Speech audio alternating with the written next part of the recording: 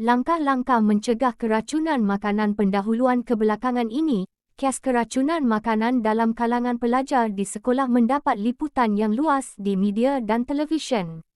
Keracunan makanan bukan sahaja berlaku di sekolah malahan di rumah juga. Pelbagai punca yang menyebabkan keracunan makanan berlaku antaranya berpunca daripada makanan itu sendiri, sumber luaran atau daripada orang yang memakan makanan tersebut. Peribahasa Melayu berkata, hanya jauh hari mengenal manikam yang bermaksud hanya orang yang bijaksana arif tentang sesuatu perkara. Maka, marilah kita mengenali langkah-langkah dalam mencegah keracunan makanan agar terhindar daripada padahnya. Isi satu langkah pertama adalah dengan mengenal pasti makanan yang ingin kita makan melalui rupa, bau dan rasa. Langkah ini adalah mustahak terutamanya untuk kanak-kanak kecil yang berselingah dalam bab keracunan makanan. Dari segi rupa, apabila membeli makanan mentah seperti ikan, kita perlu pastikan kulitnya bersinar dan berwarna terang dan tidak diselaputi oleh lendir yang tebal, matanya pula cerah dan tidak tenggelam. Makanan yang berbau hamis dan meloyakan sewajarnya tidak dimakan dan mempunyai risiko tinggi jika dimakan juga. Ibu bapa juga boleh mengajar anak-anak bagaimana rasa sesuatu makanan atau minuman yang telah basi kerana sebagai contoh di sekolah terdapat program susu percuma dan ia bergantung kepada celik akal anak-anak kecil ini untuk mengelakkan diri mereka daripada keracunan makanan.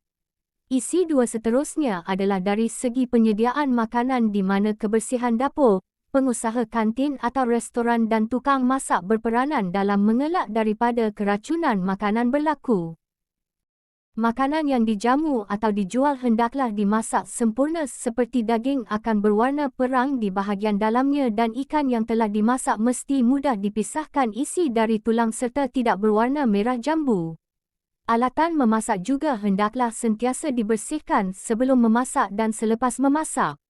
Cara menyimpan makanan mentah juga perlu mengikut cara penstoran yang tepat seperti ikan dan daging disimpan pada suhu yang rendah dan menutup atau membungkus bahan makanan yang ingin disimpan dengan baik. Intihannya banyak perkara perlu diambil serius dalam penyediaan makanan agar ia tidak tercemar daripada keracunan. Isi tiga selain itu, tindakan yang boleh diambil bagi mengelakkan keracunan makanan adalah dengan menyediakan makanan kita sendiri di rumah dan membawanya ke sekolah atau tempat kerja sebagai bekalan. Ramai di antara kita hari ini sibuk dalam pekerjaan sehinggakan hal pemakanan ini diambil mudah dengan membeli makanan di restoran kerana kekangan masa. Apabila terkena keracunan makanan atau jatuh sakit barulah kita sedar dan mula mengambil tahu tentang pemakanan yang merupakan lumrah kehidupan seorang manusia. Bak kata peribahasa Melayu, sediakan payung sebelum hujan yang bermaksud kita seeloknya bersedia dalam segala perkara sebelum terkena kejadian yang tidak kita ingini. Dengan menyediakan makanan dari rumah kita dapat memastikan makanan kita bersih, disimpan dan dimasak dengan sempurna dan bebas daripada unsur-unsur keracunan. Isi 4 seterusnya, langkah dalam mencegah keracunan makanan adalah dengan pemerkasaan pemantauan dan penguatkuasa daripada pihak berkuasa. Kementerian Kesihatan Malaysia telah pun mempunyai bahagian keselamatan dan kualiti makanan, BKKM, yang berperanan untuk memastikan keselamatan makanan dan mempertingkatkan keselamatan dan kualiti makanan melalui tanggungjawab dan accountability bersama berasaskan sistem pengurusan yang berkesan. BKKM akan memantau dan meletakkan grade kepada pengusaha makanan dalam tahap kebersihan dan kualiti penyediaan makanan mereka. Sistem pengeredan ini mampu menjadi medium utama dalam mengelak keracunan itu berlaku. Jadi, ia bergantung kepada kita sebagai pelanggan untuk memastikan restoran atau kantin di sekolah mendapat grade yang terbaik agar kita terhindar daripada keracunan makanan.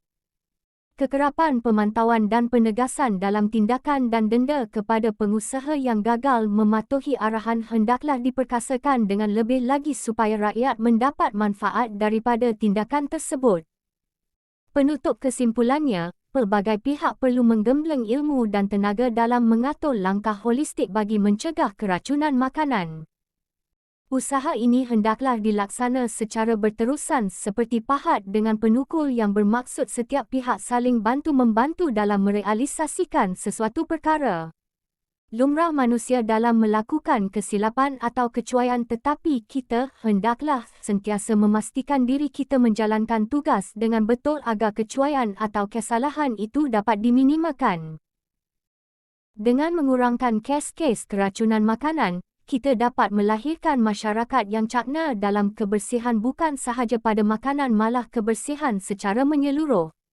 Persekitaran yang bersih menjamin kesihatan yang mapan dan rakyat dapat hidup sejahtera dan harmoni.